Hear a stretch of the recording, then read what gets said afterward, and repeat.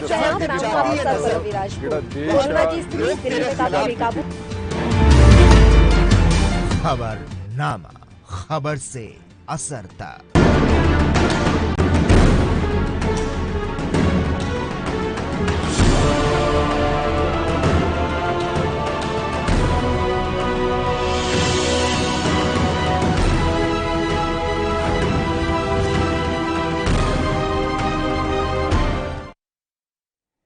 नमस्कार, आप देख रहे हैं खबरनामा। मैं हूं आपके साथ काजल ठाकुर। उत्तर प्रदेश विधानसभा चुनाव 2022 में होना है, लेकिन अभी से राजनीतिक घमासान मचा हुआ है। बीजेपी, सपा, बसपा, कांग्रेस सभी जीतोड़ तैयारियों में समय जुटे हुए हैं। लेकिन इसी बीच बहुजन समाज पार्टी सुप्रीमो मायावती ने बड़ा ऐलान कर दिया है और ऐलान करते हुए कहा है कि बीएसपी जिला पंचायत अध्यक्ष का चुनाव नहीं लड़ेगी। आगे कार्यकर्ताओं को विधानसभा चुनाव की तैयारी करने को कहा गया है, लेकिन सबसे बड़ी बात यह है कि बीएसपी अकेले विधानसभा चुनाव लड़ेगी। इस दौरान मायावती ने बीजेपी पर जमकर हमला बोला। मायावती ने कहा कि बीजेपी समाजवादी पार्टी वाली गलतियों को दोहरा रही है और वहीं दूसरी तरफ बीजेपी में भी पूरी तरीके से घमासान मचा हुआ है। 2022 में होने वाले विधानसभा चुनाव में बिहार के मुख्यमंत्री नीतीश कुमार की पार्टी जेडीयू भी ताल ठोकने के लिए पूरी तरीके से तैयार है। यूपी चुनाव को लेकर जेडीयू और बीजेपी के बीच में बात चल रही है। जेडीयू नेता केसी त्यागी ने उत्तर प्रदेश के मुख्यमंत्री योगी आदित्यनाथ से बातचीत की है।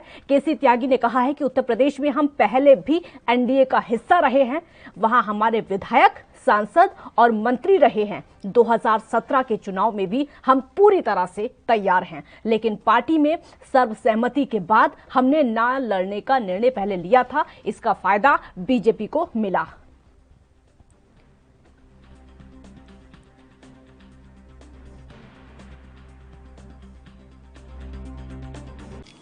इसमें कोई संदेह नहीं है कि खासकर यूपी में जिला पंचायत अध्यक्ष का चुनाव जीतना तो अब पूरे तौर से यहाँ खरीद फरोख्त व सरकारी मशीनरी का दुरुपयोग आदि करने पर ही आधारित होकर रह गया है।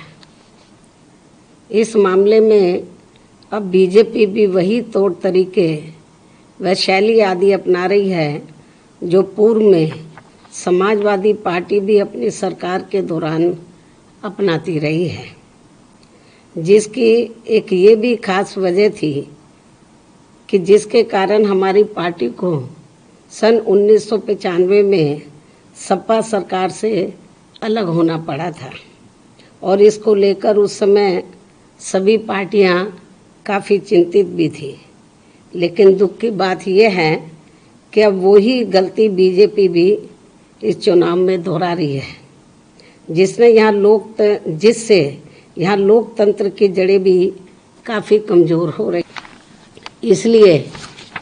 इसलिए बीएसपी ने इस समय प्रदेश में हो रहे जिला पंचायत अध्यक्ष के चुनाव को नहीं लड़ने का फैसला लिया है और पार्टी के लोगों को ये निर्देशित किया है कि वे इस दौरान इस चुनाव में अपना समय व एनर्जी आदि लगाने की बजाय बल्कि अपना पूरा समय व ताकत अपनी पार्टी के संगठन को मजबूत बनाने तथा सर्व समाज में पार्टी के जनाधार को बढ़ाने के कार्यों पर ही लगाएं, तो ये ज़्यादा बेहतर होगा, ताकि इस बार यहाँ उत्तर प्रदेश में होने वाले आगामी विधानसभा चुनाव में बीएसपी की अकेले यहाँ अपने बलबूते पर सरकार बन सके।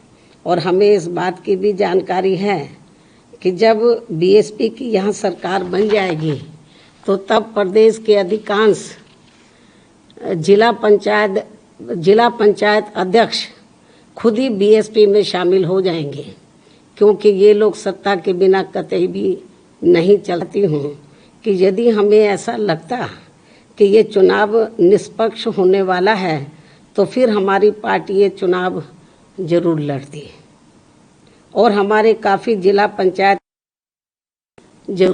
जरूर चुनकर आते। हालांकि बीएसपी ने अपनी सरकार के समय में चाहे छोटा चुनाव हुआ हो या बड़ा चुनाव हुआ हो, उसमें ऐसी कुछ भी बेईमानी व धांधली आदि नहीं हो, जिससे लोगों का लोकतंत्र में विश्वास बना रहे। मुझे पूरी उम्मीद है कि प्रदेश यहाँ लोकतंत्र को बचाने के लिए मेरी इन सब बातों को जरूर गंभीरता से लेंगे और यहाँ इस बार आगामी होने वाले विधानसभा चुनाव में बीएसपी की जरूर सरकार बनाए।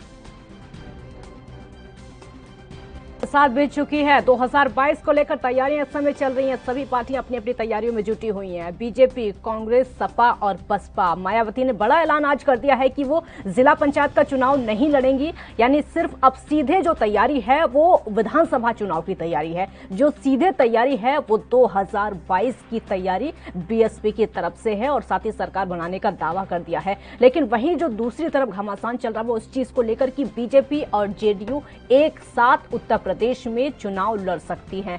बीजेपी और जेडीयू अगर एक साथ आते हैं तो क्या तस्वीर बदलेगी या फिर 2017 की जो तस्वीर थी उससे कुछ अलग होगी या फिर उससे बेहतर हो सकती है? कई ऐसे सवाल हैं जो कि इन तस्वीरों को लेकर उठते हैं।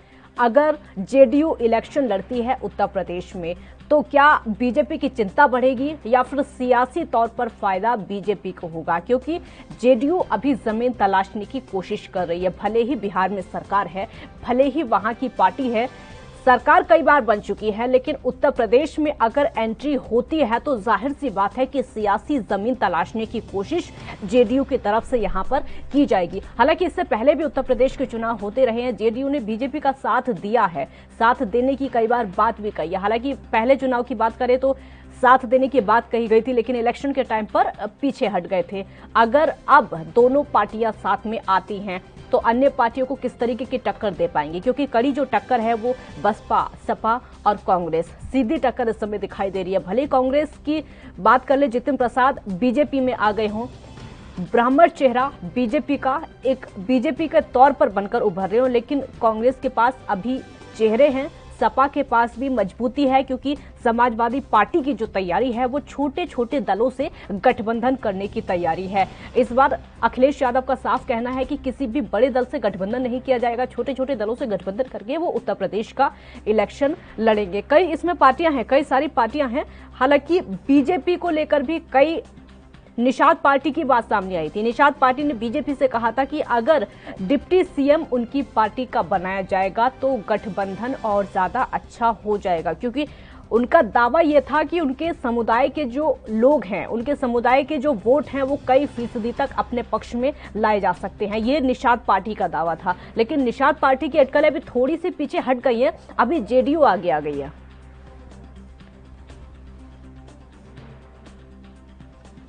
तो इस समय बीजेपी और जेडीयू के गठबंधन को लेकर सियासी चर्चाएं लगातार जोरों पर हैं। किस तरीके का ये गठबंधन होगा, कैसी तस्वीर आगे की होगी?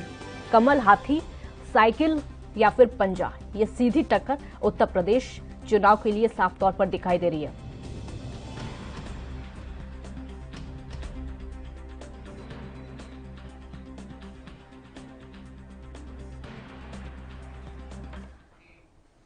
इस मुद्दे पर डिबेट करने के लिए हमारे साथ तीन खास मेहमान इस समय जुड़े हुए हैं। राहुल आनंद बीजेपी का पक्ष रखेंगे, बहुत बहुत स्वागत है आपका। मनोज मनु प्रवक्ता है जेडीयू के, आपका भी बहुत बहुत स्वागत है। संदीप त्रिवेदी समाजवादी पार्टी से हैं, आपका भी बहुत बहुत स्वागत है। पहला सवाल राहुल आनंद जी आपसे ही होगा, क्योंकि इस समय जो उत्तर प्रदेश में घमासान चल रहा है वो जेडीयू और बीजेपी के गठबंधन को लेकर चल रहा है। अगर जेडीयू उत्तर प्रदेश में चुनाव लड़ती है तो बीजेपी की चिंता बढ़ेगी या फिर सियासी तौर पर फायदा होगा? गठबंधन की जो गठबंधन धर्म की जो बात है वो हमारे इसका मानक जो डिसाइड करेंगे वो हमारा सिर्फ नेतृत्व डिसाइड करेगा। और इसमें कई दौरों की बैठकें हो चुकी हैं और अभी और भी बाकी है। इसमें जो सारे निष्कर्ष निकलेगा उसके ऊपर जो संभावित बातें होंगी उस पर फिर चर्चा कर आगे की रणनीति तैयार की जाएगी। लेकिन फिलहाल इतना तो जरूर है कि अभी की जो समय है उस समय में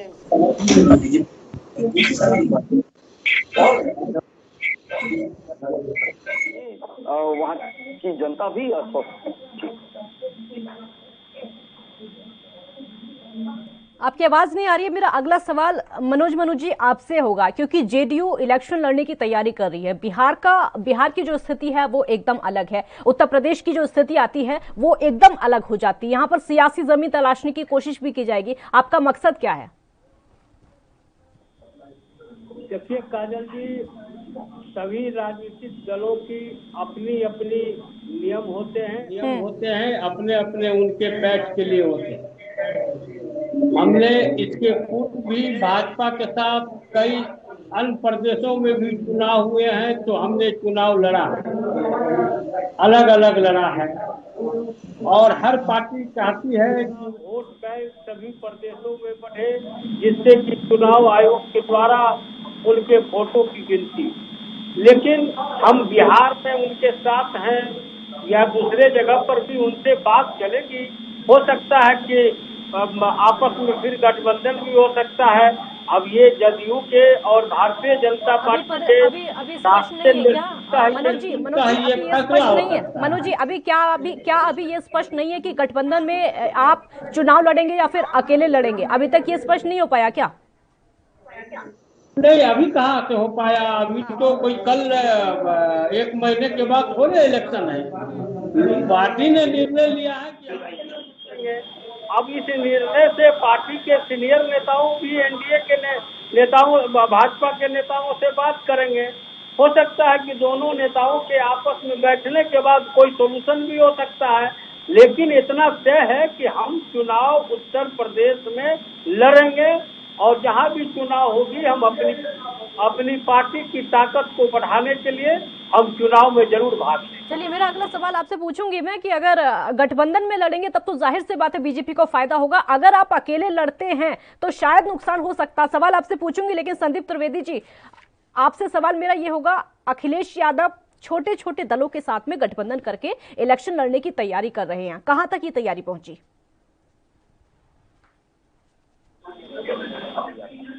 और काफी दिनों से प्रयास भी चल रहा था और प्रयास पूरी तरीके से सफल है। जो उत्तर प्रदेश के अंदर जो दल सक्रिय है और जिनके पास अपनी कोई जमीन है, वो सारे दल समाजवादी पार्टी के साथ आज की डेट में आना चाह रहे हैं। समाजवादी पार्टी ने भी उनका सत्ता स्वागत किया, लेकिन उन्हीं दलों को स्वागत किया हुआ जो उत्तर प्रदेश की राजनीति में सक्रिय है और जिनका अपना कुछ महत्व है, जिसमें हमारे साथ जो उत्तर प्रदेश के दल है, जो महान दल है, हमारा सबसे बड़ा सहयोगी जैन जी जैसे जैन जी है। तो इस तरीके से जितने दल हैं उन सबका स्वागत है, पहले भी किया है और इस बार भी माननीय राष्ट्रीय अध्यक्ष ने पहले क्या किया। स्वागत तो बागियों का भी है, स्वागत तो आपकी पार्टी में बागियों का भी है, बसपा के बागियों का भी स्वागत है आपकी पार्टी में। तो आपकी आवाज नहीं आ रही मुझे। मेरा सवाल ये है कि आपकी पार्टी में स्वागत तो बसपा के बागियों का भी है। हाँ बिल्कुल, अगर कोई भी दल, देखिए उत्तर प्रदेश की राजनीति के अंदर अगर कोई भी दल या कोई भी वैसा व्यक्ति जो समाजवादी विचारधारा को समाजवादी विचारधारा में आना चाहता है और उत्तर प्रदेश की जनता के लिए ऐसे हमारे लोगों का स्वागत।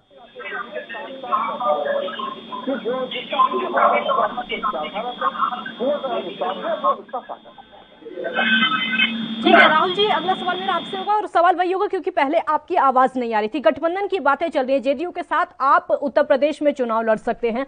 अगर साथ में आती हैं दोनों पार्टियां तो जाहिर सी बात है बीजेपी को फायदा होगा। अगर पार्टी अलग लड़ती है तो क्या नुकसान की चिंता बीजेपी को है? देखिए काजल जी, ये जो गठबंधन की जो बातें हैं और गठबंधन विचारधारा की जो रूपरेखा जो तैयार की जाएगी, वो सारी तैयार की जाएगी 2-4 चरणों की जो बातें हो जाएंगी उसके ऊपर। लेकिन हमें जहां तक लगता है, जो हमारी ये संभावना है कि जो उचित होगा, अगर बीजेपी और जेडीयू एक साथ एक मंच पर आकर लड़ेगी तो बीजेपी को अगर फायदा होगा, जेडीयू को भी फायदा होगा, तो ये गठबंधन धर्म हम आगे भी निभाएंगे। और जहां तक बात है कि इसके पहले भी जेडीयू ने हमसे अलग हटकर भी लड़ा था, तो उनकी अपनी विचारधारा है, वो लोकतंत्र की ये खूबसूरती है कि जिसे जब जहां मन किया है वो लड़ा है और अपनी उपस्थिति को दर्ज किया है। जेडीयू, मैं आपको अपडेट करा देती हूँ, जेडीयू ने 200 सीटों पर चुनाव लड़ने का ऐलान किया है। 200 सीटों पर मायने रखती है 200 सीटें। देखिए, वहाँ की जो परिस्थिति है उसके ऊपर 2-4 दौरे की जब तक बैठक नहीं होगी तब तक इस पे निर्णय ले पाना मुश्किल है हमारे लिए भी, क्योंकि जो हमारा शीर्ष नेतृत्व है वो इसके ऊपर हाईकमान से बात करेगा और वो दोनों पार्टी के लोग एक जगह बैठेंगे, तब जाकर ये डिसाइड हो पाएगा कि क्या करना है और कैसे करना है। ये रणनीति तैयार होगी और ऐलान करने में और समीक्षा करना अलग बातें होती हैं और प्रैक्टिकल बातें बिल्कुल डिफरेंट होती हैं। जी, मनु जी, सवाल अब आपसे होगा और सवाल जेडीयू को लेकर ही होगा। अगर गठबंधन में इलेक्शन लड़ा जाता है वो अलग की बात है, अगर आप अलग बीजेपी से अलग इलेक्शन लड़ते हैं तो नुकसान बीजेपी को पहुंचा सकते हैं या फिर कोई और रणनीति इसके पीछे है?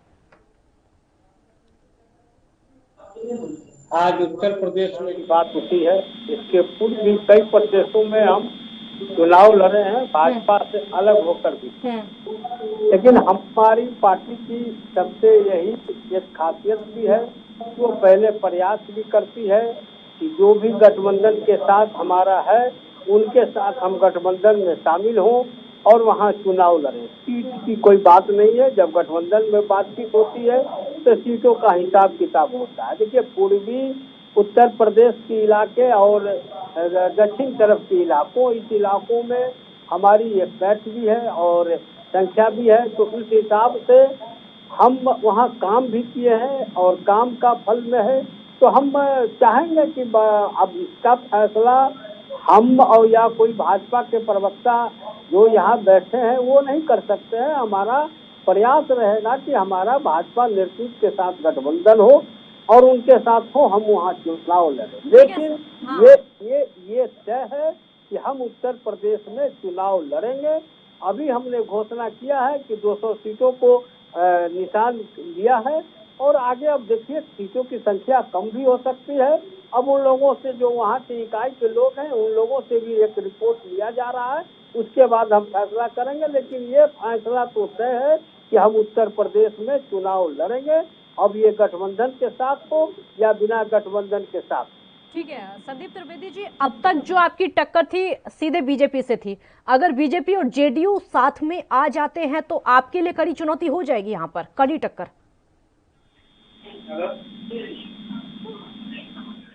और एक बात आप समझिए कि भारतीय जनता पार्टी इस समय डूबता जहाज है और आपदा में अवसर के तरीके से जेडीयू भी आ गई है। जहाज डूब रहा है, चलिए हम भी उसके साथ लग जाते हैं। लेकिन कम से कम सत्ता में तो है ना। बस सत्ता में जब तक है, जब तक सरकार दोबारा चुनाव नहीं हो रहा है। जैसे ही 2022 में चुनाव होगा, आप भी देखेंगे कि उत्तर प्रदेश की राजनीति से कैसे भारतीय जनता पार्टी बाहर होती है। दूसरी बात, जहां तक जेडीयू की बात आप कर रही है, जेडीयू का महत्व उत्तर प्रदेश की राजनीति में जीरो है और जीरो राजनीति से हमें कोई घबराने जेडीयू को सोचना चाहिए कि आपस में लड़ाई लड़के आप उत्तर प्रदेश की जनता का किस तरीके से भला करना चाहते हैं मुझे नहीं मालूम है। मैं इतना सब समझ पा रहा हूँ कि जेडीयू एक आपदा में अवसर बन के आना चाह रही है, उसकी कोई जमीन नहीं है, कोई राजनीति नहीं है और भारतीय जनता पार्टी की पूरी तरीके से जमीन खिसक चुकी है, जो 2022 में आप सबको दिखाई। डूबता हुआ जहाज, राहुल जी, डूबता हुआ जहाज बीजेपी को बताया जा रहा है। बीजेपी डूबता हुआ जहाज है, मतलब हाथ में कुछ नहीं है। सबसे अहम कि इसके घर को करता है पार्टी है, ये सारे लोग जानते हैं और इनके ऊपर सबसे ज्यादा आरोप लगे हैं। और डूबता हुआ जहाज वो तभी कह रहे हैं जब उनको कहीं ना कहीं डर है कि ये बीजेपी दोबारा सत्ता में वापस काबिज होने वाली है और मन की बातें हैं और मन की बातों को कहीं भी बयान किया जा सकता है। ये कोई बहुत बड़ी बात नहीं है। लेकिन अगर सियासी गलियों में अगर बात की जाए तो इनकी बातें कहीं कोई मायने नहीं रखती है और हमने एक वजूद कायम किया है और जो उत्तर प्रदेश की जनता का जो विश्वास जिसमें में हम कायम हुए हैं और वजूद तो समाजवादी पार्टी का भी है, वजूद तो समाजवादी पार्टी का भी उत्तर प्रदेश में। मैंने आपको एक अहम बात कही थी कि ये परिवारवाद से ग्रसित है। पहले ये अपने परिवारवाद तो सारी पार्टियों में होता है, वो तो सभी पार्टियों में होता है। आप कांग्रेस को भी ऐसी बोल देंगे? देखिए काजल जी, पहले ये अपने चाचा को मना लें क्योंकि इनके चाचा ने एक पार्टी बना रखी है समाजवादी पार्टी सेकुलर कर और इन्होंने समाजवादी पार्टी बना रखी है। पहले ये दो ज्वाइंट वेंचर आपस में पहले तय कर ले कि करना क्या है, फिर जनता के उन बातों को ये रखेंगे। लेकिन जहां तक हमारी पार्टी का बात है तो हमने हमारी पार्टी ये आपकी बात बहुत अहम कही कि परिवारवाद से ये लोग ग्रसित हैं, कांग्रेस भी ग्रसित है, शायद इसीलिए कांग्रेस की आज ये गति है और सपा भी ग्रसित है। लेकिन भारतीय जनता पार्टी इससे ग्रसित नहीं है, ना ही जेडीयू ग्रसित है, क्योंकि भारतीय जनता पार्टी में किसको कब क्या कमान मिलेगा ये कोई नहीं जानता है। उदाहरण बहुत सामने आ जाते हैं, अगर एक एक करके गिनाए जाए तो उदाहरण बहुत है बीजेपी के भी। देखिए, एक परिवार का मुखिया एक पार्टी को रूल करे और एक नेता का बेटा अगर पार्टी में जगह मिलती है, जनता उसको एक्सेप्ट करता है, तो ये दोनों दो बातें होती है काजल जी, ये दोनों दो बातें हैं। यहाँ पे अगर सपा की बात कर ले तो सपा पार्टी का जो मुखिया होगा वो सपा पार्टी का ही होगा, ये किसी और को अपनी पार्टी नहीं दे सकती है चलाने के लिए। ये मेरा उदाहरण है परिवारवाद को लेकर। तो ये और उनका अपना निर्णय है ना, ये अखिलेश यादव का अपना निर्णय है, उससे आपको क्या मतलब है? आपको तो टक्कर से मतलब है। वो खुद पार्टी को लीड करें, अपने पिता से पार्टी को लीड करवाएं, अपने चाचा से पार्टी को लीड करवाएं, आपका तो उससे कोई मतलब ही नहीं बैठता। देखिए, इन्होंने जो बातें कही कि भारतीय जनता पार्टी अपनी वजूद को खो रही है, तब मैंने अपनी बातों को रखा है कि यहाँ वजूद की बात नहीं, यहाँ परिवारवाद की बात है, क्योंकि ये अपनी नहीं, पानी के ऊपर तो वो भी तैर रहे हैं। अगर डूबता जहाज बीजेपी है तो पानी के ऊपर तो सपा भी तैर रही है, क्योंकि किनारा उनको भी नहीं मिला अभी। देखिए, मैं आपको विश्वास दिलाता हूँ, जनता हमें दोबारा चुनकर भेजेगी, क्योंकि उत्तर प्रदेश की जो दशा और दिशा जो सुधारने का काम किया गया है माननीय योगी जी के माध्यम से, उसे जनता फिर एक बार मौका देगी।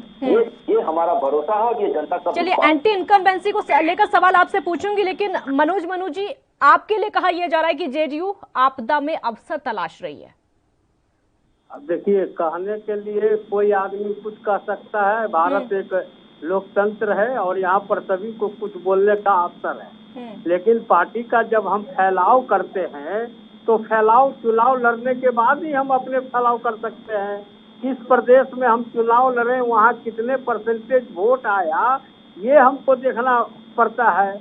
अब परिवारवाद जो कर रहे हैं उनकी हर जनता उनको मनोज जी, आपको लगता है कि बिहार की तरह पब्लिसिटी उत्तर प्रदेश में आपको मिलेगी? लगता है, आपको भरोसा है? कोई जरूरी नहीं है, लेकिन हमारा वोट का परसेंटेज तो वहाँ है। हम तो उसको, जब हम चुनाव लड़ेंगे, देखिए सरकार बनाना और चुनाव जीतना ही महत्वपूर्ण नहीं होता है, हमें वहाँ कितने परसेंटेज वोट मिलते हैं, ये परसेंटेज वोट आगे आने वाले राजनीति के भी प्रमुख कारण हो सकते हैं। तो चुनाव, अगर हम राजनीतिक दल हैं और हम राजनीतिक दल होकर अगर चुनाव के समय चुनाव नहीं लड़ते हैं, तो ये भी राजनीतिक दल होने की बड़ा अहम सवाल मनोज जी, बड़ा अहम सवाल आपसे है, किस आधार पर आप उत्तर प्रदेश में आ रहे हैं? किस आधार पर? या सिर्फ और सिर्फ नीतीश कुमार के चेहरे पर सिर्फ चेहरा है, या फिर उसके अलावा कोई और आधार भी जेडीयू के पास है? काजल जी, नीतीश कुमार का चेहरा किसी भी नेताओं के चेहरा से कम नहीं है। ये बीजेपी वाले चेहरों पर ही क्यों अटक जाते हैं? बीजेपी वाले, अब जेडीयू में भी वही होने लगा है, क्योंकि बीजेपी वालों का तो देखा गया है मोदी का चेहरा, योगी का चेहरा, अब नीतीश कुमार के चेहरे पर भी जेडीयू वाले आ गए। नहीं, आपने चेहरा का सवाल किया तो मैंने आधार भी पूछा है, मैंने उसके साथ आधार भी पूछा है। मैंने ये पूछा आपसे ये पूछा मैंने कि आपके पास कोई आधार भी है या नहीं है, या फिर सिर्फ नीतीश कुमार का चेहरा है? मैंने आपसे ये पूछा। नहीं, मैंने बताया कि चेहरा के मामले में हम किसी से कम नहीं है। दूसरा, आपने आधार की बात किया, तो हम वहाँ पर कई लगभग प्रत्येक जिलों पे हमारी कमेटी गठित है, लोग वहाँ कार्यरत हैं। एक एस्टेब्लिश जो होना चाहिए राजनीतिक दल का, वो है। तो जब तक हम उसे जनता के बीच में नहीं जाएंगे, तब तक जनता के द्वारा हमको नहीं आंका जा सकता। चेहरा तो अखिलेश यादव के पास भी है, चेहरा तो अखिलेश यादव भी है। अखिलेश यादव भले ही बीजेपी की वैक्सीन बताकर पब्लिसिटी ले ले, चेहरा तो वो खुद भी है ना। देखिए, चेहरा उनका था, वो चेहरा अब वो समाप्त हो गया। एक बार ही जो है ना, मट्टी के बर्तन चूल्हे पर चलती है। जब जनता के आकांक्षाओं पे आप अनुरूप नहीं उतरेंगे तो जनता आपको उठा के भी नीचे फेंक देती है। जिन मात्र 5 वर्षों के ही शासनकाल अगर अखिलेश जी का सही रहता तो फिर बीजेपी की सरकार वहाँ नहीं बनती। इसके मतलब कि कहीं न कहीं उनके चेहरे में दाग थी, जिसको कि जनता ने नकार दिया। ठीक है संदीप त्रिवेदी जी, कहीं ना कहीं अखिलेश यादव के चेहरे में दाग है, जिसकी वजह से जनता ने उनको नकार दिया है, और आज वो सिर्फ पानी के ऊपर तैर रहे हैं। बीजेपी डूबता हुआ जहाज है, लेकिन आप पानी के ऊपर तैर रहे हैं, आपको किनारा भी मिल नहीं पा रहा है। दोनों सवालों का जवाब दीजिए।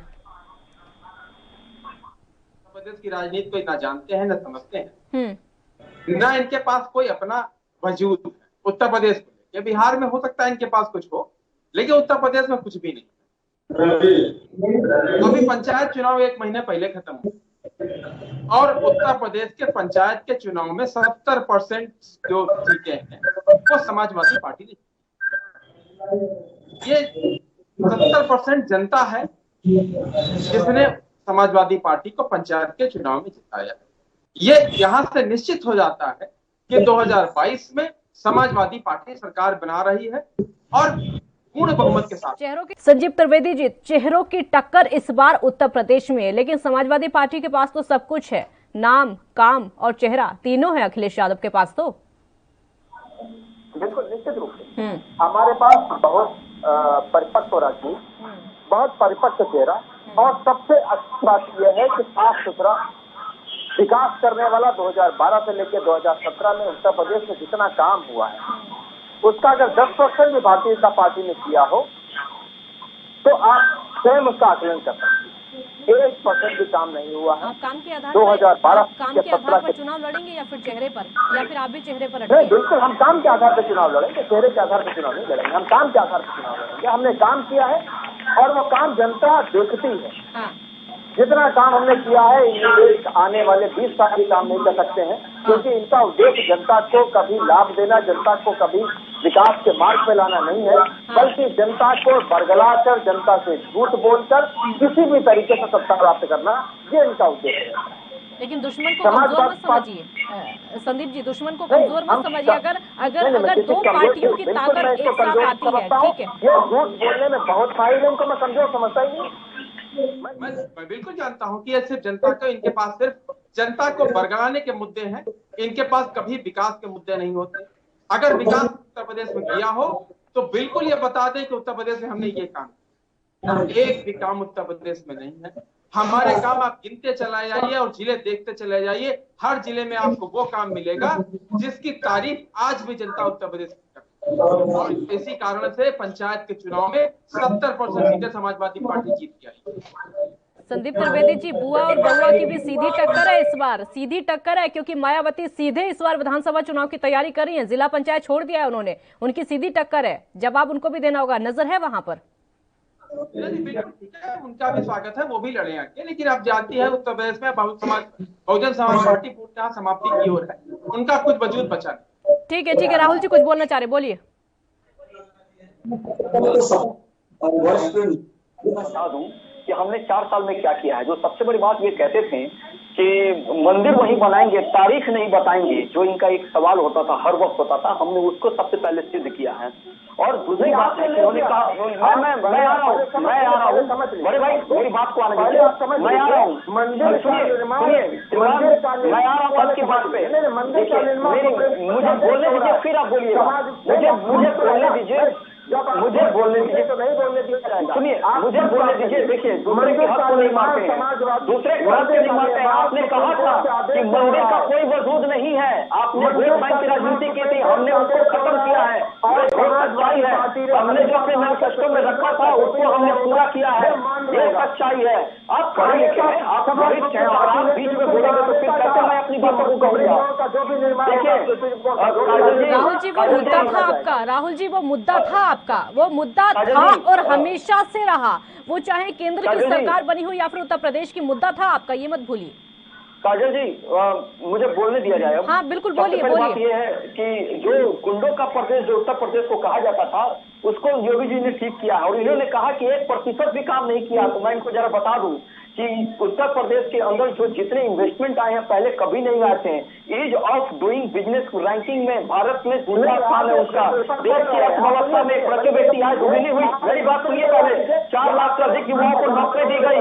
बेरोजगारी की दर वर्ष 2017 में 17.5% थी, वह मार्च 2021 में 4.1% रह गई। ये आंकड़े हैं। 4 नए expressway, 5 international airport. Sanjeev ji सुन लीजिए, संजीव जी सुन लीजिए एक बार, संजीव जी एक बार उनको सुन लीजिए, आपका नंबर आएगा। संजीव जी एक बार उनको सुन लीजिए, आपका नंबर आएगा, सुन लीजिए एक बार। योजनाओं में 2.40 करोड़ किसानों के खातों में पैसों का हस्तांतरण किया गया। 40 लाख से अधिक प्रधानमंत्री आवास निर्मित स्वीकृति दी गई है। 2.61 करोड़ शौचालय का निर्माण, 10 करोड़ से अधिक लोग को लाभान्वित किया गया है। गन्ना किसानों का रिकॉर्ड 1.27 लाख करोड़ से अधिक का भुगतान किया गया है। ये उत्तर प्रदेश में भारतीय जनता पार्टी ने किया है। आपने सिर्फ और सिर्फ प्रदेश में अव्यवस्था फैलाई थी। जिसे गुंडों की सरकार कहा जाता था, उसको योगी जी ने ठीक किया है। ये बात है। राहुल जी, आपकी सरकार को भी जुमलों की सरकार कहा जाता है, आप शायद ये भूल रहे हैं। जुमलेबाजी का जो नारा दिया जाता है ना, जुमलेबाजी का जो आरोप, वो बीजेपी के लिए ही कहा जाता है, जुमलेबाज सरकार। देखिए, हर कोई हर नाम से हर किसी को पुकार सकता है, ये उनकी आजादी है, उनका मौलिक अधिकार है, जो अभिव्यक्ति की आजादी की बात करते हैं।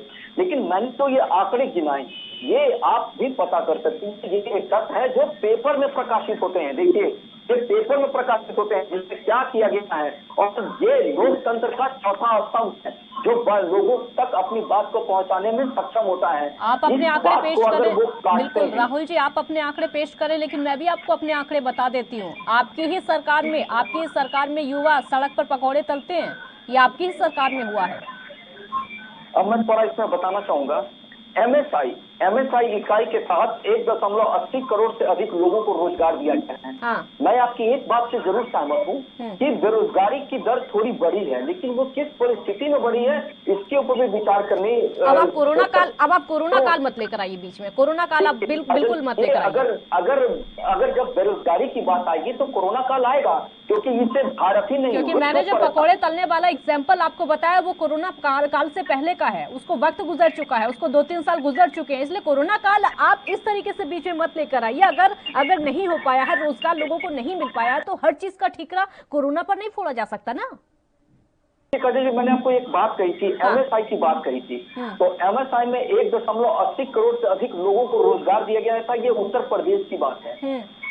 अगर आप बाहर निकले, उत्तर प्रदेश से बाहर निकले, तो आंकड़े 10 करोड़ के ऊपर के होंगे, जिसमें विदाउट एनी गारंटी लोगों को मुद्रा लोन के तहत रोजगार देने के लिए प्रोत्साहन किया गया था। वो मैं आंकड़े भी आपको उपलब्ध करा दूंगा जल्द से जल्द। लेकिन आप एक चीज तो समझना होगा कि जो प्रधानमंत्री जी जो हैं वो जॉब क्रिएटर की तरफ ज्यादा ध्यान देते हैं, तो लोगों को एमएसई के अंतर्गत जॉब क्रिएट करने के लिए प्रोत्साहन किया गया है। तो जो लोग लोन लिए हैं वो जरूर 2 से 3 रोजगार खड़ा कर रहे हैं। कितनी हो पाई अब तक, कितनी हो पाई? देखिए, मैं अगले डिबेट में आपको वो आंकड़े भी पेश कर दूंगा, लेकिन जहां तक मेरे पास जो उपलब्ध पुराने आंकड़े हैं उसमें वो करीब 7 करोड़ से ऊपर लोगों को एमएसएमई के तहत रोजगार के लिए पैसे की स्वीकृति दी गई है, जो विदाउट गारंटी दी गई है। तो ये भी एक मायने रखता है। महंगाई भी आप ही की सरकार में बढ़ी है। महंगाई के लिए सड़कों पर विपक्षी पार्टियां हैं, लोग सड़कों पर है, वो भी आप ही की सरकार में हो रहा है। देखिए, सवाल बहुत है राहुल जी, सवाल बहुत है, बीजेपी पर सवाल बहुत खड़े होते हैं, बहुत ज्यादा। अगर आप अपनी उपलब्धियां गिनाएंगे तो सवाल बहुत, ठीक है, छोटा सा जवाब दीजिए, बोलिए। देखिए, जो महंगाई की बात है वो 1 साल के अंदर जो भी महंगाई का जो रेशियो बढ़ा है उसके ऊपर भी कंट्रोल कर ली जा रही है। और आपको मैं एक अहम बात बता दूं, जो सरसों तेल की बात की जा रही थी, जो 200 रुपए के ऊपर पार करा गया था, उस पर अभी सरकार ने 60-70 रुपए कम कराए हैं। तो जो लोग उसको ब्लैक मार्केटिंग कर रहे थे उनके ऊपर छापा भी पड़ा है और स्थिति को सामान्य करने के लिए तैयारियां भी कर रखी गई। ठीक है मनोज जी, एक ऐसी पार्टी जिसको लेकर एंटी इनकम्बेंसी देश में भी है, उत्तर प्रदेश में भी है, आप उसी पार्टी के साथ जाना चाहते हैं, जवाब दीजिए। के खिलाफ में कौन पार्टी है और किसके पक्ष में कौन पार्टी है, हाँ। इसका फैसला हम या आप नहीं कर सकते हैं, जनता इसकी फैसला करेगी। अगर उत्तर प्रदेश के शासनकाल में योगी सरकार जी के द्वारा काम से जनता नाखुश होगी तो जरूर सत्ता पर से हटा देगी। वही काम अभी हमारे सपा के भाई गिना रहे थे। अगर इतना काम गिनाने के बाद जनता उन्हें नकार दे सकती है, तो अगर इस तरह की कोई बात होगी तो ये होगी। लेकिन मैं जहाँ तक समझता हूँ कि माननीय नरेंद्र मोदी जी, योगी जी के कार्यों से उत्तर प्रदेश की जनता खुश है और हमें पूर्ण विश्वास है कि जब भी उत्तर प्रदेश में चुनाव होंगे, उपलब्धियां तो उन्होंने गिना रहे हैं। मनोज जी बीजेपी की उपलब्धियां वो गिना रहे थे अब तक, आपको जेडीयू का बताइए ना। बीजेपी की उपलब्धियां तो राहुल जी गिना रहे थे पिछले 5 मिनट से, आप जेडीयू का बताइए, क्योंकि आप सिर्फ चेहरा लेकर आ रहे हैं यहाँ पर। आपको भी तो कोई आधार, आपको भी तो कोई आधार चाहिए ना, या फिर सिर्फ योगी के चेहरे पर आप भी आ जाएंगे? नहीं, मैं वो नहीं कर रहा हूँ। मैं आपके सपा के भाई साहब का जवाब दिया। दूसरी बात यह है कि हमारा विजन तो साफ है। हाँ। हम बिहार में भी सरकार चला रहे हैं, कॉर्पोरेशन में सरकार चला रहे हैं। परिस्थितियां अलग हैं। मनोज जी, परिस्थितियां अलग है, दोनों ही राज्यों की परिस्थितियां अलग है। वहां पर आपकी सरकार और पहले भी सरकार बन चुकी है, वहां पर बीजेपी गठबंधन में है और पहले भी हो चुका है। हाँ मैं वही बात कर रहा हूँ ना। हाँ कि हम सरकार चला रहे हैं। हाँ तो हम महिलाओं के सम्मान के मामले में सबसे आगे हैं, चाहे वो कोरोना का काल रहा हो, सभी राज्यों मनोज जी, से अगर आप ये बात बोलेंगे तो फिर मैं रेप केस गिनाने लगूंगी। बिहार से जितने रेप केस निकल कर सामने आते हैं, सामूहिक दुष्कर्म वहां पर छोटी छोटी बच्चियों के साथ में होता है, अगर ये आप बोलेंगे तो फिर बिहार की गठबंधन सरकार पर सवाल बहुत खड़े होते हैं, बहुत सवाल है। महिला सुरक्षा की बातें सभी पार्टियां करती है, लेकिन सुरक्षा हो नहीं पाती है। क्राइम के मामले में बिहार कोई टॉप पर नहीं है मैडम। क्राइम होते हैं, लेकिन बिहार का स्थान अभी भी 12वां। मैंने महिला सुरक्षा को लेकर आपका जवाब दिया, महिला सुरक्षा को लेकर मैंने आपका जवाब दिया। आप कह रहे हैं कि महिला सुरक्षा को लेकर जिस तरीके की रणनीति जेडीयू की है। नहीं, महिला के खिलाफ एक भी घटना बताइए, जो कोई घटना घटा हो उसके अभियुक्त गिरफ्तार नहीं हुए हों।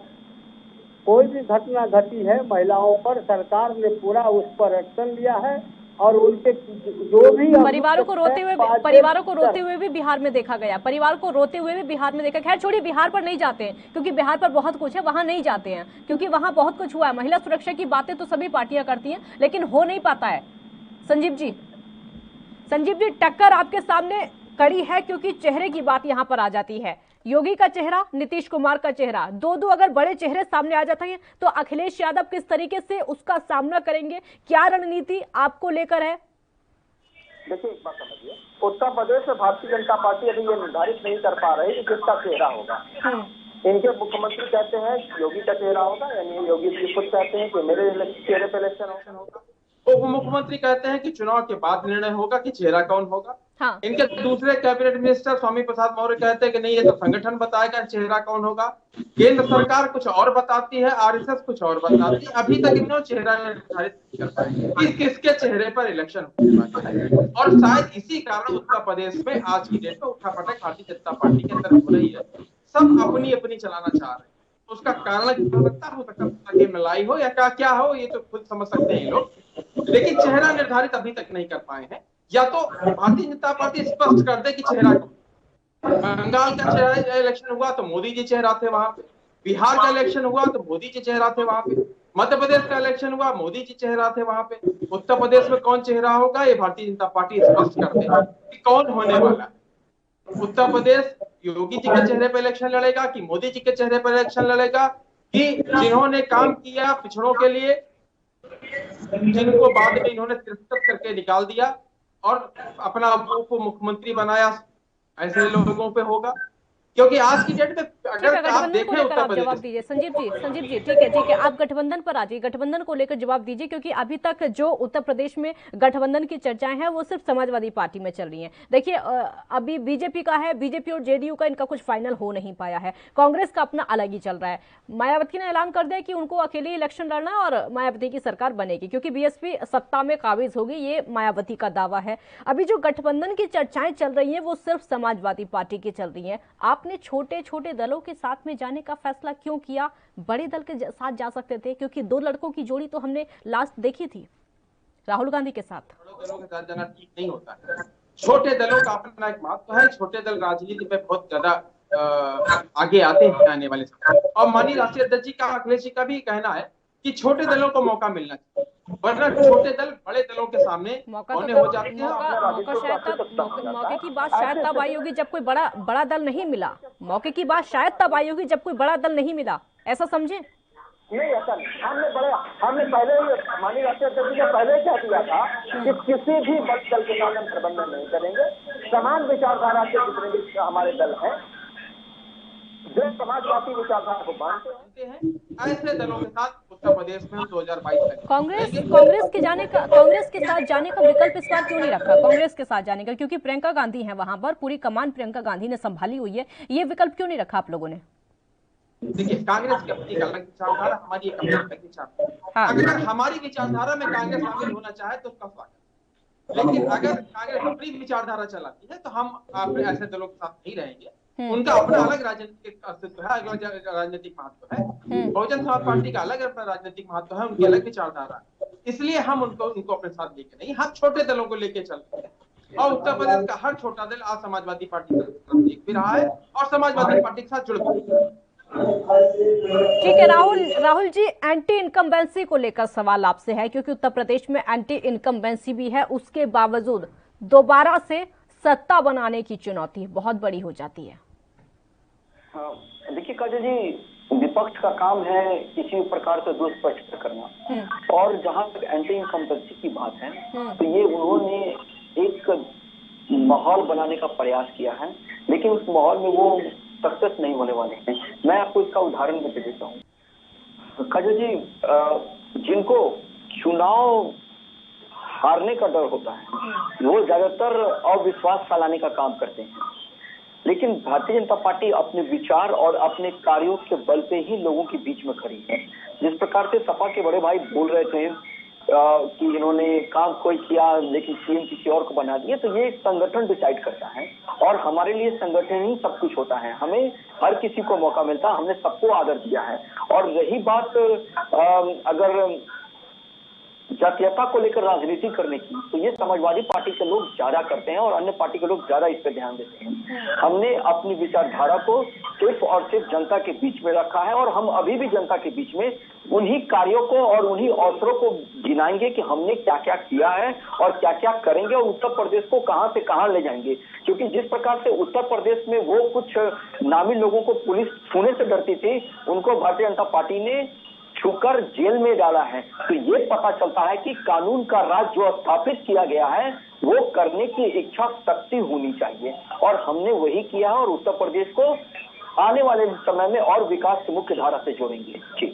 कानून का राज स्थापित किया है, संजीव जी जवाब दीजिए। कानून का राज स्थापित किया है जो कि समाजवादी पार्टी की सरकार में नहीं था। देखिए, आपको मालूम है उत्तर प्रदेश आज के देश में क्राइम के नाम पर नंबर 1 पे। ये कौन से क्राइम को इन्होंने स्टार्ट किया है, कौन सा इन्होंने जो है कंट्रोल किया है, मैं नहीं कर पा रहा हूँ, उत्तर प्रदेश की जनता भी नहीं कर पा रही है। आज अभी एक अखबार का पन्ना लेके बैठे हुए थे आप, एक पेड विज्ञापन को पढ़ रहे थे। सरकार का पेड विज्ञापन था जिसको पढ़ रहे थे कि हमने ये किया, हमने वो किया, हमने वो किया। आप जमीन पे आइए, अखबार पे मत आइए, और जमीन पे आइए और जमीन पे देखिए कि आपने क्या क्या काम किया है। गन्ना किसान के लिए आज भी उनका पैसा बाकी है। आप बड़ी बड़ी बातें करते थे कि मैंने ये हाईवे बना रहा हूँ, मैं वो हाईवे बना रहा हूँ। आज तक हाईवे पर जो अधिग्रहण किया गया उसका पैसा बाकी है किसानों का, जिनकी जमीनें ली है। अपराध बढ़ता चला जा रहा है, महंगाई चरम पर है।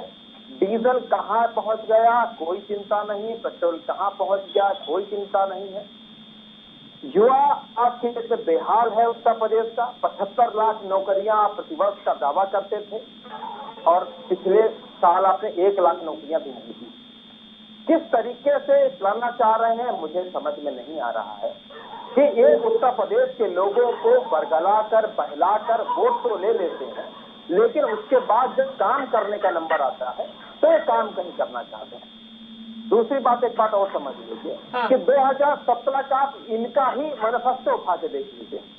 अगर इनके मैनिफेस्टो का एक भी काम हुआ हो तो आप मुझे बता दीजिए कि ये काम इन्होंने किया है। आज महिलाएं परेशान हैं, यहाँ पर इस समय जो बच्चियों के साथ रेप हो रहे हैं, महिला उत्पीड़न का जो कार्य हो रहा है वो किसी से छुपा नहीं है। युवा परेशान है नौकरियों से, कहीं नौकरी नहीं है उसके लिए। आप कभी कहते हो पकौड़ा कर लो, कभी कहते हो भजिया कर लो, कभी कहते हो नाले से गैस निकाल लो। किस तरीके की बात करते हो? गैस का रेट कहाँ पहुंच गया, डीजल का रेट कहाँ पहुंच गया, पेट्रोल का रेट कहाँ पहुंच गया, और सबसे बड़ी बात कि बेहाल किसान की उपज का रेट कहाँ पहुंच गया। बेचारा वो गेहूं पैदा करता है 14 रुपए 15 रुपए में बेच रहा है, मक्का पैदा कर रहा है 7 रुपए 8 रुपए 9 में बेच रहा है, धान पैदा करता है 10 रुपए 11 रुपए 12 रुपए में बेच रहा है। बेहाल किसान की चिंता इनको नहीं है, महिलाओं की चिंता इनको नहीं है, युवाओं की चिंता इनको नहीं है। कुल मिला के कहा जाए पार्टियां साथ आएंगी ना, तो अब तो 2 पार्टियां साथ आएंगी ना, 2 पार्टियां साथ आएंगी, हो सकता है बात बन जाए। कैसे बात बन जाएगी? बिहार बेहाल है, और उसके बाद इनकी सत्ता, इनको ये चाहते हैं उत्तर प्रदेश भी इनके हाथ में चला जाए। कहीं नहीं है। जनता दल यूनाइटेड जैसी और पार्टियां बहुत सारी इनके दल में है, एनडीए में बहुत सारे दल हैं, वो भी लड़के देख ले आए। इनका कहीं कोई वजूद नहीं है। जो ये उत्तर प्रदेश में आ रहे हैं, आना भी चाहिए इनको, इससे साफ समझ में आता है कि एनडीए में बहुत बड़ी फूट तैयार हो चुकी है। अगर जनता दल यूनाइटेड अपनी बात पे टिकी रही और उत्तर प्रदेश का चुनाव लड़ती है, क्योंकि 2017 में भी कहा था कि हम लड़ेंगे, बाद में 2017 में इनकी हिम्मत नहीं पड़ी थी लड़ने की। अगर ऐसा होता है तो इसका मतलब एनडीए में सब कुछ सही नहीं चल रहा है, क्योंकि जनता दल यूनाइटेड इनका एकमात्र ऐसा सहयोगी है जो सबसे पुराना है। अगर जनता दल यूनाइटेड भी टूट के इनसे अलग हो रहा है तो इस समय भारतीय जनता पार्टी के अंदर या एनडीए के अंदर के जो दल है उनका भारतीय जनता पार्टी पर विश्वास खत्म हो चुका है। ठीक है मनोज जी, बिहार बदहाल है। ठीक है मनोज जी, बिहार बदहाल है। बिहार के हालात बाढ़ के समय भी सामने आ रहे हैं, किस तरीके से वहां पर जगह जगह जिलों में पानी भरा हुआ है, लोग उस पानी में से निकलते हैं, मतलब आसपास डॉक्टर भी नहीं मिलता है। डॉक्टर अगर कोई घर में बीमार हो जाए तो दवाई लेने के लिए उस बाढ़ के पानी से होकर गुजरना पड़ता है। बिहार के हालात ऐसे हैं, बद से बदतर इस समय बाढ़ के समय में और ज्यादा हो जाते हैं। अब आप यहां पर बीजेपी के साथ आ रहे हैं, इसीलिए विपक्ष का सवाल जाहिर सी बात है कि आप अपने प्रदेश में कुछ नहीं कर पा रहे हैं, यूपी में क्या करेंगे? और ये सिर्फ विपक्ष का सवाल नहीं, ये पब्लिक भी आपसे पूछेगी ये वाला सवाल। जब आप आएंगे, जब आप रैलियां करेंगे, जब आप प्रचार करेंगे तो ये सवाल आपके सामने आएगा। देखिए, बिहार बदहाल है तो पिछले 15 वर्षों से हमें सरकार जनता नहीं बना लेती। मैं ये मानता हूँ कि बाढ़ की स्थिति बिहार में अन्य राज्यों के हिसाब से बहुत ही खराब है, इसमें कहीं से कोई दो मत नहीं है। लेकिन जो पिछले 10 बरस पूर्व जो बाढ़ की स्थिति हुआ करती थी, उससे अभी बिहार की स्थिति बेहतर, और लगभग जो स्वास्थ्य की स्थिति 15 बरस पूर्व थी, आज सब कुछ ठीक है। मेरे हर क्षेत्र में बिहार आगे है, इसीलिए बिहार हमको देता है। हमारे फाजिल दोस्त सपा के जिस तरह से उन्होंने अभी बातें कर रही थी, तो इनके बातों से तो मुझे लगा कि अगर ये बात ये अगर सच्चाई कर रहे हैं और जनता इसको जान रही है इनके हिसाब से, तो भाजपा का उत्तर प्रदेश में एक भी खाता नहीं खुलेगा। और मैं बिहार का हूँ और मैं इनकी उत्तर प्रदेश की राजनीति से हमें बहुत ज्यादा लगाव नहीं है। इसके बाद भी मैं आपको घोषणा करता हूँ कि उत्तर प्रदेश में सपा इस बार जितनी सीट से आई है विधानसभा में, उससे भी 5 सीट कम पर रहे। आप कह रहे हैं लगाव नहीं है, आप कह रहे हैं लगाव नहीं है। सुन लीजिए, ठीक है, बोलिए। अगर नहीं रहेगी तो हम लोग जैसे छोटे लोग राजनीति करना छोड़ देंगे। अगर इनको हिम्मत है तो इसकी घोषणा करें कि अगर उत्तर प्रदेश के चुनाव में जितनी सीट इन्हें प्राप्त हुई है उससे अगर एक सीट भी ज्यादा कम हो जाए तो ये राजनीति करना छोड़ देंगे, सरकार बनाने की तो बात छोड़ दीजिए। एक मैंने शुरू में ही कहा कि काठ की हांडी दूसरे बार नहीं चढ़ती है। जिस तरह से इन लोगों ने माफिया राज को कायम किया था और जनता ने उसको समाप्त किया, अब दोबारा ये लोग लौट के नहीं आने वाले हैं। चाचा भतीजा, पिता बुआ भतीजा, बीजेपी के लिए नहीं देंगे। हांडी वाला उदाहरण आप बीजेपी के लिए नहीं देंगे? किसके लिए? बीजेपी के। नहीं, मैं तो वही कह रहा हूँ कि मैं सपा की बात कर रहा हूँ कि सपा का जो सीट है उससे भी कम होगा और भाजपा की सरकार जरूर बनेगी, इसमें कहीं से कोई दो मत नहीं है।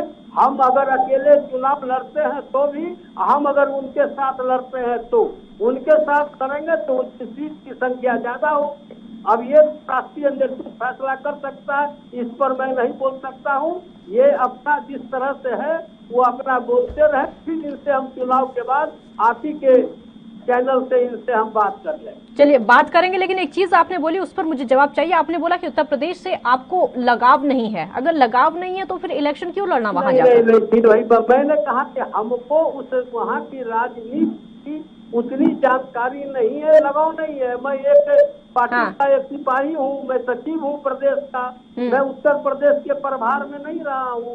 उत्तर बिहार के जो लीडर हमारे यूपी के प्रभार में रहे हैं उनको वहाँ की खास जानकारी है। लगाव की मतलब जदयू को लगाव नहीं है ये बात नहीं कर रहे। जदयू को वहाँ पर अपने सारे कमेटी को उन्होंने स्थापित कर लिया है। पिछले बार 2017 में हम पूरी कमेटी नहीं तैयार कर पाए थे, हम चुनाव नहीं लड़ पाए। इस बार हमारी कमेटी तय है, हम वहाँ चुनाव लड़ेंगे। बाकी अब राष्ट्रीय नेतृत्व दोनों बात करेगी। अब इनका क्या नेतृत्व रहा है, कभी बुआ के साथ रहता है तो कभी कांग्रेस के साथ रहता है, कभी नीचे गिरता है कभी ऊपर गिरता है, तो हम दूसरे की बात नहीं कर रहे हैं।